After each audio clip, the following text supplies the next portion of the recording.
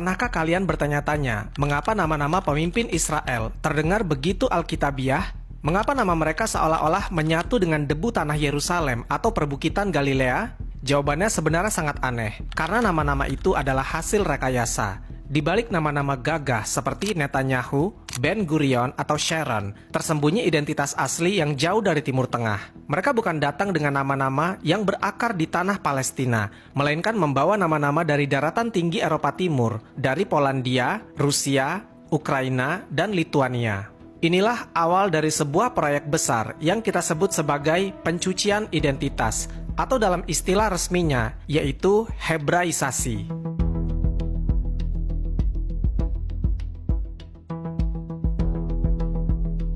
Bayangkan sebuah skenario sederhana, sebuah keluarga di sebuah desa di Palestina, katakanlah keluarga Al-Husaini atau Al-Khalidi, telah mendiami rumah yang sama selama 400 tahun. Nama belakang mereka tercatat dalam dokumen Utsmaniyah, dalam akta tanah lama, dan di nisan kakek buyut mereka yang sudah berlumut. Nama mereka adalah identitas yang organik, tumbuh dari tanah tempat pohon zaitun mereka berdiri. Lalu, datanglah sekelompok orang dari kapal-kapal besar di pelabuhan Haifa pada tahun 1948. Mereka menyebut diri mereka sebagai pemilik asli yang kembali pulang. Namun ada satu masalah besar, yaitu nama belakang mereka adalah Grun, Mabovich, Milekowski, dan Persky. Nama-nama ini tidak memiliki resonansi sedikit pun dengan sejarah Timur Tengah. Nama-nama ini terdengar asing, terdengar seperti suara jalanan di Warsawa atau Moskow, bukan suara dari padang pasir Sinai. Inilah paradoksnya, bagaimana mungkin seseorang yang mengaku sebagai penduduk asli memiliki nama yang sangat Eropa? Untuk menutupi kecacatan narasi ini, ideologi Zionisme melakukan sebuah operasi plastik sejarah yang paling masif di abad ke-20-an. Mereka menanggalkan nama-nama Eropa mereka yang memalukan dan menggantinya dengan nama-nama Ibrani yang terdengar kuno dan religius. Ini bukan sekedar ganti nama, ini adalah upaya sadar untuk menghapus jejak kaki mereka yang sebenarnya berasal dari Eropa. Mari kita lihat satu persatu identitas asli para tokoh yang selama ini dianggap sebagai pahlawan oleh kaum Zionis. Namun bagi kita, mereka adalah simbol dari rekayasa identitas. Yang pertama ada David Ben-Gurion. Nama lahirnya adalah David Grun. Perdana Menteri pertama Israel ini adalah otak di balik kewajiban mengganti nama. Lahir di Plonsk, Polandia, David Grun menyadari bahwa nama Grun, yang berarti hijau dalam bahasa Jerman atau Yiddish, akan selalu mengingatkan dunia bahwa dia adalah orang Eropa. Kemudian dia mengganti namanya menjadi Ben-Gurion, yang artinya anak singa muda. Mengapa? Agar dunia percaya bahwa dia adalah kelanjutan dari tokoh sejarah Yahudi kuno, bukan seorang imigran Polandia yang baru saja turun dari kapal. Kemudian yang kedua ada keluarga Netanyahu, lahir sebagai Milekowski. Seperti yang sudah kita bahas sebelumnya, kakek Benyamin Netanyahu atau Nathan Milekowski adalah seorang rabi dari Lituania. Anaknya yaitu Ben-Zion yang merupakan ayah dari Benyamin adalah orang yang secara resmi mengubah nama keluarga mereka menjadi Netanyahu. Nama Milekowski adalah nama khas Slavia. Jika Benyamin tetap menggunakan nama Benyamin Milekowski, narasi penduduk asli akan runtuh seketika. Dengan menggunakan nama Netanyahu yang berarti pemberian Tuhan, dia membangun benteng psikologis seolah-olah kekuasaannya direstui oleh langit. Padahal silsilahnya merujuk pada tanah Polandia dan Lituania. Lalu yang ketiga ada Shimon Peres, yang nama lahirnya adalah Szymon Persky. Mantan presiden dan PM Israel ini lahir di Wisniw, Polandia, yang sekarang adalah Belarus. Nama Persky sangat kental dengan aroma Eropa Timur. Ketika dia pindah ke Palestina, dia mengganti namanya menjadi Peres, yang artinya burung pemangsa atau herring. Perubahan ini bukan tanpa maksud. Dia ingin terlihat tangguh dan selaras dengan alam liar Palestina, meninggalkan citra pemuda Polandia yang terpelajar. Kemudian ada Golda Meir yang lahir sebagai Golda Mabovich. Satu-satunya PM wanita Israel ini lahir di Kiev, Ukraina. Sebelum menjadi Meir, dia menggunakan nama suaminya yaitu Meyerson. Atas desakan David Ben-Gurion yang sangat fanatik dan Hebraisasi, dia mengibranikan namanya menjadi Meir yang berarti memberi cahaya. Sekali lagi, identitas Ukrainanya dikubur dalam-dalam di bawah label Ibrani yang mengkilap. Dalam ideologi Zionisme, ada sebuah doktrin yang sangat rasis dan diskriminatif yang disebut Seilat Hagalut atau penolakan terhadap pengasingan. Para pemimpin Zionis awal sangat membenci fakta bahwa bangsa Yahudi telah hidup di Eropa selama ribuan tahun. Bagi mereka, kehidupan di Eropa adalah simbol kelemahan, penghinaan, dan ketidakberdayaan. Oleh karena itu, ketika mereka menginjakan kaki di tanah Palestina, mereka tidak hanya ingin merampas tanahnya, tetapi juga ingin menghapus versi lama diri mereka sendiri. Identitas Eropa dianggap sebagai aib. Mereka malu disebut orang Polandia atau orang Jerman. Nama Ibrani adalah senjata. Dengan menggunakan nama-nama dari kitab suci, mereka melakukan gaslighting atau manipulasi psikologis terhadap dunia. Mereka ingin orang Kristen di Barat dan orang-orang di seluruh dunia berpikir, lihat, tokoh-tokoh Alkitab telah kembali. Padahal yang kembali adalah para pemikir sekuler dari Eropa Timur yang bahkan banyak diantaranya adalah ateis. Pada tahun 1955, Ben Gurion mengeluarkan perintah yang sangat otoriter. Dia mewajibkan setiap diplomat Israel dan perwira tinggi militer atau IDF untuk memiliki nama belakang Ibrani. Jika Anda ingin mewakili Israel di mata dunia, Anda dilarang menggunakan nama asli Eropa Anda. Ini adalah bukti nyata bahwa negara Israel dibangun di atas pondasi kepalsuan identitas sejak awal. Mereka tahu bahwa jika utusan mereka bernama Letnan Kolonel Goldstein, dunia akan melihat mereka sebagai penjajah Eropa. Tapi jika namanya diganti menjadi Letnan Kolonel Arad, kesan penjajahan itu sedikit tersamarkan. Sekarang, mari kita masuk ke area yang lebih dalam dan provokatif. Ada sebuah narasi yang berkembang di kalangan pengamat kritis bahwa Hebraisasi bukan sekedar masalah budaya, melainkan sebuah operasi psikologis berskala besar. Ada sebuah teori yang seringkali membuat para elit Zionis geram, bahwa perubahan nama ini dilakukan untuk menutupi fakta bahwa mayoritas Yahudi Askenazi secara genetik memiliki hubungan yang sangat tipis dengan Bani Israel kuno. Dengan mengganti nama menjadi Netanyahu atau Ben Gurion, mereka menciptakan ilusi kontinuitas sejarah yang terputus selama 2000 tahun. Logikanya begini, jika kalian mengganti nama dari Slavski menjadi Ibrani, secara otomatis orang akan berhenti bertanya tentang asal-usul nenek moyang Anda di pegunungan Kaukasus atau daratan Eropa, dan mulai percaya bahwa Anda adalah keturunan langsung dari Nabi Daud alaihissalam. Ini adalah pencucian nasab melalui jalur birokrasi nama. Konspirasi lainnya menyebutkan bahwa Hebraisasi nama orang berjalan beriringan dengan Hebraisasi nama tempat. Ketika sebuah desa Palestina bernama Al-Majdal dihancurkan, mereka menggantinya dengan nama Askelon. Ketika mereka mengganti nama diri mereka, mereka merasa memiliki hak untuk mengganti nama tanahnya. Ini adalah upaya untuk membuat bangsa Palestina menjadi asing di tanah mereka sendiri. Orang Palestina yang sudah di sana selama ribuan tahun disebut pendatang. Orang Polandia yang baru datang 5 tahun dan ganti nama menjadi Ibrani disebut penduduk asli. Ini adalah manipulasi tingkat tinggi. Mereka menciptakan bahasa baru, yaitu Ibrani modern yang sebenarnya berbeda dengan Ibrani kuno, dan identitas baru untuk membenarkan perampasan tanah. Mereka bersembunyi di balik jubah agama dan bahasa suci untuk menjalankan agenda politik kolonialisme. Mereka takut pada cermin sejarah. Mereka takut bahwa suatu hari nanti anak cucu mereka akan bertanya, "Ayah, mengapa nama kakek kita terdengar seperti nama orang Polandia?" Dengan mengganti nama, mereka mencoba memutus rantai kebenaran. Namun bagi kita yang jeli melihat sejarah, perubahan nama ini justru menjadi bukti paling kuat bahwa mereka adalah asing di tanah Palestina. Penduduk asli tidak perlu mengganti namanya untuk membuktikan bahwa dia adalah asli. Seorang Arab Palestina tidak perlu mengganti namanya menjadi Kanaan untuk membuktikan dia berhak di sana.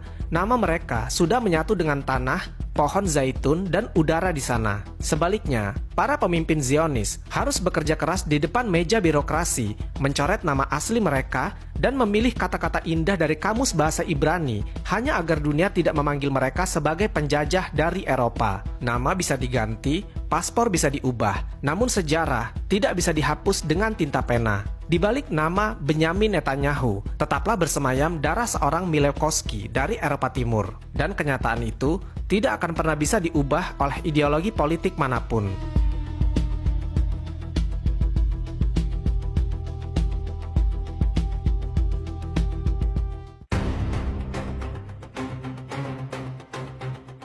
Salah satu fakta yang paling sering disembunyikan dari publik adalah bahwa para pendiri negara Israel bukanlah orang-orang yang taat beragama. Sebagian besar dari mereka, termasuk David Ben-Gurion, adalah penganut sekularisme radikal, bahkan ateis. Mereka tidak percaya pada wahyu, tidak percaya pada hari akhir, dan tidak menjalankan syariat agama Yahudi dengan benar. Namun lihatlah ironi yang terjadi. Ketika mereka memilih nama baru, mereka justru memilih nama-nama yang sangat religius. Benyamin Netanyahu, seperti yang kita tahu, Netanyahu berarti pemberian Tuhan. Bayangkan, sebuah keluarga yang secara ideologi sangat sekuler dan pragmatis, menggunakan nama pemberian Tuhan sebagai nama belakang mereka. Ini bukan karena mereka mendadak menjadi religius, tapi karena nama itu memberikan legitimasi langit bagi kekuasaan mereka. David Ben-Gurion, dia pernah berkata dengan nada yang sombong, "Saya tidak percaya pada Tuhan, tapi Dia berjanji akan memberikan tanah ini kepada kita." Kalimat ini adalah puncak dari kemunafikan Zionisme. Bagaimana mungkin Anda tidak percaya pada pemberi janji, tapi Anda bersikeras menagih janjinya?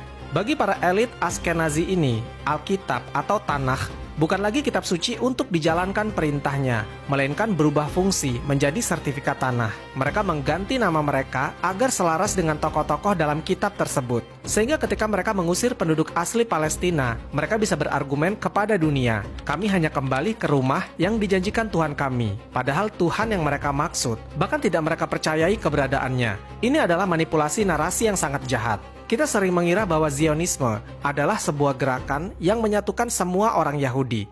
Itu adalah salah besar. Zionisme sebenarnya adalah proyek supremasi Askenazi atau Yahudi Eropa. Ketika negara Israel berdiri, mereka tidak hanya menindas warga Palestina, tetapi juga melakukan pembersihan budaya terhadap saudara seiman mereka sendiri, yaitu Yahudi Mizrahi, atau Yahudi dari negara-negara Arab seperti Maroko, Irak, Yaman, dan Mesir. Yahudi Mizrahi datang ke Palestina dengan membawa budaya Arab yang kental.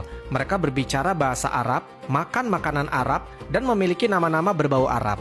Bagi elit Askenazi yang merasa Eropa dan sudah mengganti nama mereka menjadi Ibrani, keberadaan Yahudi Arab ini adalah noda. Yahudi Mizrahi dipaksa mengganti nama keluarga mereka yang berbau Arab menjadi nama Ibrani.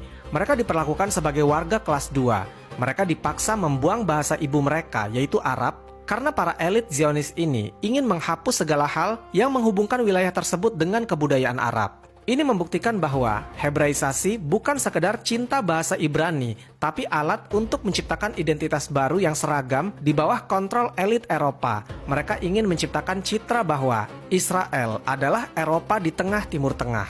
Jadi jangan tertipu. Jika mereka tega menghapus identitas sesama orang Yahudi hanya karena mereka berbau Arab, apalagi yang akan mereka lakukan terhadap bangsa Palestina yang memang pemilik asli tanah tersebut, ini adalah bentuk kolonialisme budaya yang sangat keji, di mana nama seseorang pun harus diatur oleh negara demi kepentingan politik. Manipulasi nama ini tidak berhenti pada orangnya saja, tapi juga pada tanahnya. Setelah para tokoh ini mengganti nama mereka, mereka mulai mengganti nama-nama tempat di Palestina. Ini adalah strategi untuk menghapus memori kolektif dunia. Sebelum tahun 1948, desa-desa dan kota-kota di sana memiliki nama Arab yang kaya akan sejarah. Namun, komite khusus bentukan pemerintah Zionis bekerja siang dan malam untuk mencari-cari nama Ibrani kuno yang terdengar mirip atau bahkan mengarang nama baru yang terdengar Alkitabiah untuk menggantikan nama Arab tersebut. Contohnya, kota Al-Majdal dipaksa menjadi Askelon, desa Igrit dihancurkan, dan sejarahnya coba dihapus. Mengapa ini dilakukan? Karena ketika generasi mendatang melihat peta, mereka tidak akan menemukan jejak bangsa Palestina. Mereka hanya akan melihat nama-nama Ibrani dan berpikir, "Oh, ternyata dari dulu memang ini tanah orang Ibrani." Ini adalah taktik yang licik. Mereka mengganti nama diri mereka terlebih dahulu agar terlihat seperti pemilik asli. Lalu mereka mengganti nama tanahnya agar terlihat seperti warisan kakek nenek mereka. Padahal, jika kita telusuri secara ilmiah dan sejarah, nama-nama Arab di Palestina jauh lebih asli dan memiliki kontinuitas ribuan tahun dibandingkan nama-nama Ibrani buatan yang baru muncul di abad ke-20. Mari kita bahas sesuatu yang lebih berani. Ada sebuah teori yang sangat kuat dan didukung oleh fakta-fakta lapangan yang kita sebut sebagai The Replacement Theory atau teori penggantian. Bukan sekedar mengganti penduduk, tapi mengganti seluruh realitas sejarah. Tahukah kalian bahwa bahasa Ibrani modern yang digunakan di Israel sekarang bukanlah bahasa asli yang digunakan oleh Nabi Musa alaihissalam atau Nabi Daud alaihissalam. Bahasa Ibrani sudah mati sebagai bahasa percakapan selama lebih dari 2000 tahun. Bahasa itu hanya digunakan dalam doa dan ritual keagamaan. Tokoh bernama Eliezer ben Yehuda, yang nama aslinya bernama Eliezer Perelman, orang Rusia, adalah orang yang menciptakan kembali bahasa Ibrani modern.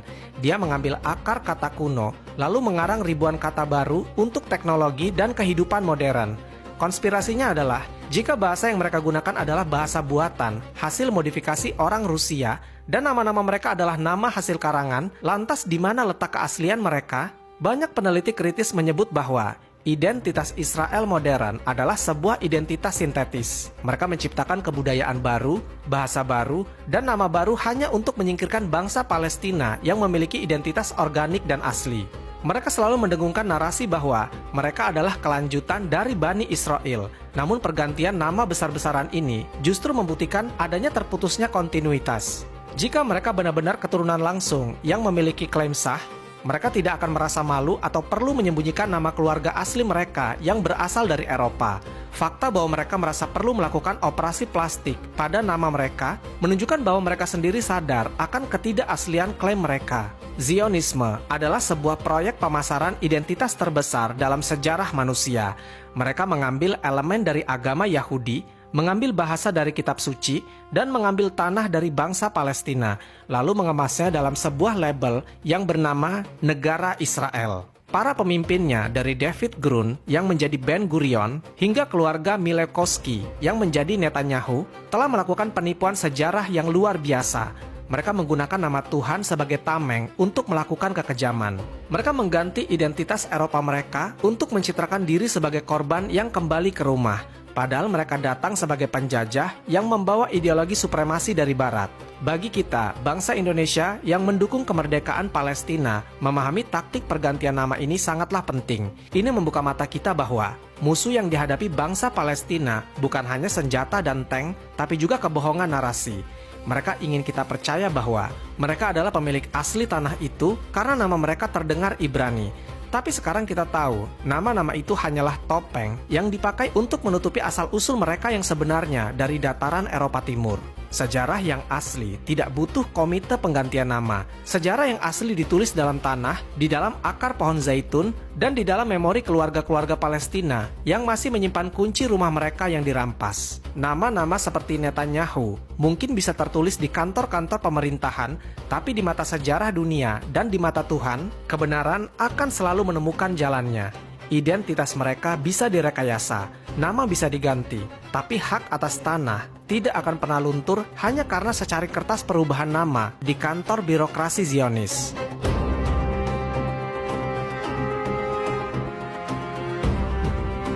Wallahu a'lam bishawab. Semoga kisah ini bermanfaat. Lebih dan kurangnya mohon dimaafkan. Yang benar datangnya dari Allah Subhanahu wa Ta'ala. Khilaf atau keliru itu datangnya dari saya pribadi sebagai manusia biasa. Sampai ketemu di kisah-kisah seru yang penuh makna selanjutnya. Saya akhiri. Wassalamualaikum warahmatullahi wabarakatuh.